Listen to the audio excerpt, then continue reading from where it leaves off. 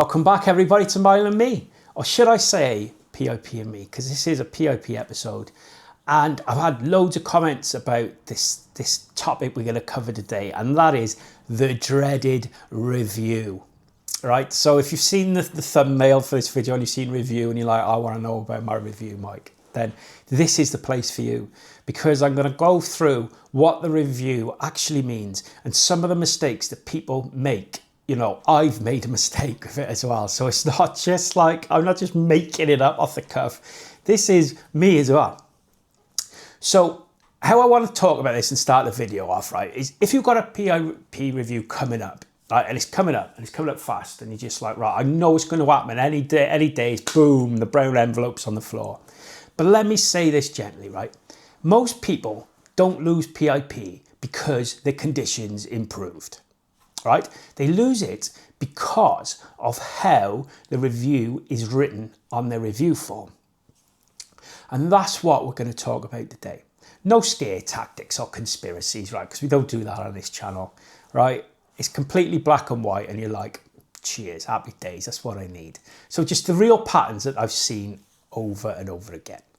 So if you understand these before your review, you massively reduce your risk, because you've already watched the video and your envelope haven't come through yet. So you're like, wicked, let's get into this. So the big understanding which I think is a review is not like a rubber stamp, right? It's not like you 100% got it, right? It's not like, you know, are you still ill? You're like, well, yeah, cool. And then carry on. It's not like that, unfortunately. A review is a full reassessment. Even if your award letter says a light touch, right? Even if nothing has changed at all, right? Even if your condition is like lifelong, similar to mine, got MS, it's lifelong, it's not going anywhere. They reassess functionality from scratch. And that's where the trouble starts for some people. And it can be confusing, because many people treat the review form like just an update. You know, it's like, well, yeah, I'm still ill.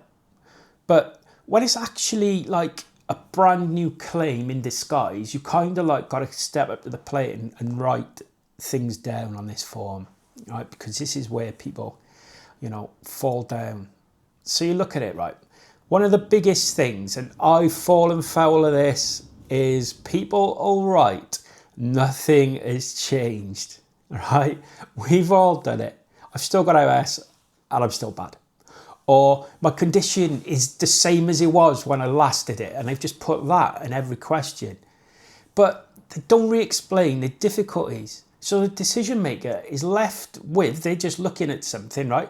They've got no detail. They've got minimal examples and sort of like your minimal risk language and things like that, right? You know, burning yourself when you're cooking, for example. And if you don't restate your struggles clearly and fully, they can reduce the points, even if your condition is identical. And it's frustrating, I know. But at review, assume that the person reading it, right, knows nothing. Spell it out again. Keep your forms, as I've mentioned in other videos, keep your forms, because you'll have everything written down anyway. And if this bits are worse, add them on as well. Because less detail, right, than last time can really hurt you. If your original claim had pages of examples and your review form has got 3 short answers, for argument's sake, right, it can look like an improvement. And that's the way assessors see it. They'll see it as, oh, they're fine now. They don't need it because they've only given me 3 examples. They gave me 10 last time. You know, even if it's just fatigue, or even if you're drained by the whole process of PIP, detail protects you. If it's not written down, it didn't happen. Okay, so short answers can unintentionally signal progress for you, right? And that's not fair. I know the process is not fair. We've been over it millions of times, right? But it happens. And that's why I'm doing this video, because review time is important. And it's so important that you get it right first time. You know, and then you look at things like, you know, I've got a job and I've got a review, but working doesn't automatically disqualify you from PIP. You can work full time. I work full time. I get PIP. Nothing wrong with it at all. your last review didn't have a job before I want to start working again. Carry on. Why not? But if you explain how you manage going to work, then it's great, isn't it? Because it'll look consistent. And you can say, well, I've got like flexible working, or I work from home or something like that, right? Or for example, with a mobility one, you say you can't walk very far, but you don't explain that driving means you haven't got to walk anymore. They may draw to their own conclusions because you haven't mentioned driving, you said you can't walk far. So it's so difficult. You can see how just speaking can, So again, mention everything you can because context matters. Pad out your answers. Don't be scared of just rambling on about stuff, but be concise. Simple as that, because they'll just assume otherwise, and that's where you'll lose points. And I don't want that. You won't have to go for down the road to court and things like that. So, and there's another one that hits a lot of people with fluctuating conditions, right? At review, some people feel grateful that they got PIP'd and they're like, oh, wicked, I've got it. So they soften their answers because they don't want to rock the boat. They focus on what they can do on a better day because they're scared of losing it, right? I've been there. They downplay the worst days. But PIP is assessed on whether you can do something reliably, amongst other things, which I mentioned in other videos. If you haven't seen them, go back and have a watch. If your bad days are frequent, right, those matter. Honesty, right, is not an exaggeration. It's accuracy.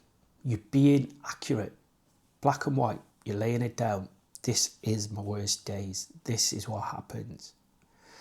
Okay, so we'll go on to another reason of why people fall at reviews is because the review assessment, right, is, it still includes observation notes. Your speech, your memory, like your tone, your mood, things like that.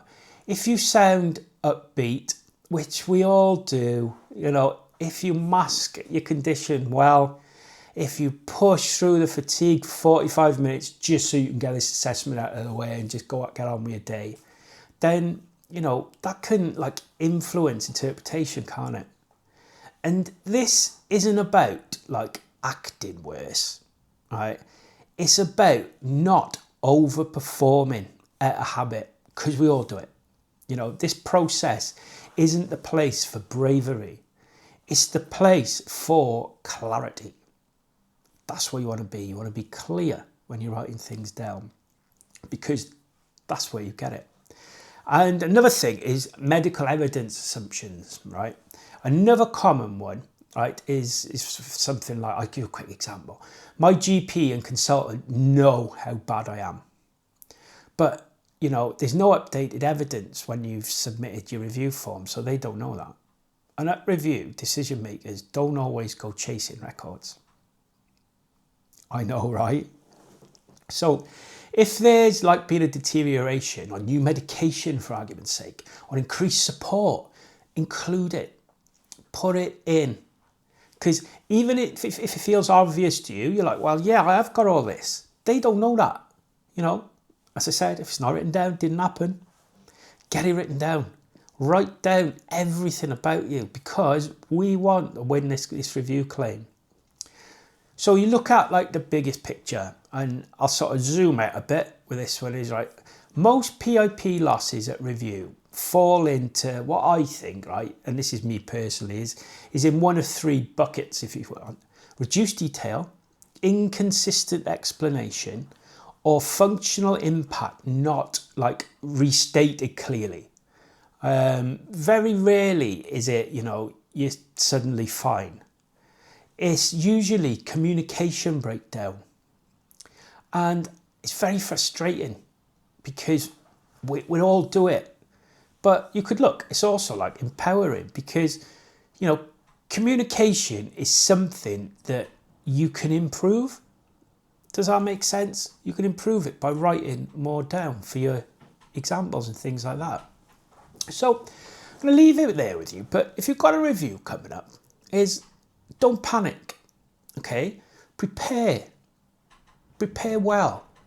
treat it like a new claim, because you're there then.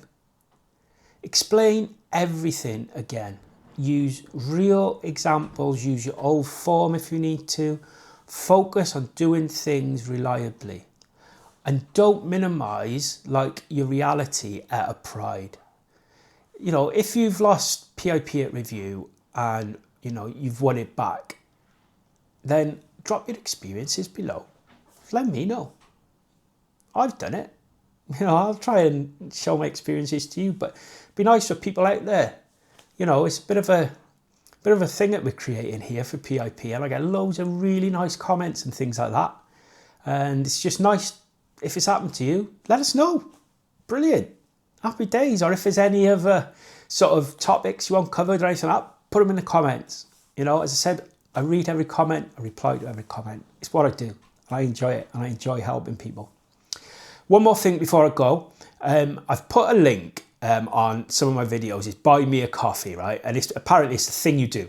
So I've chucked it on there, and some people have very kindly bought me a coffee. So I just want to say thank you to those people.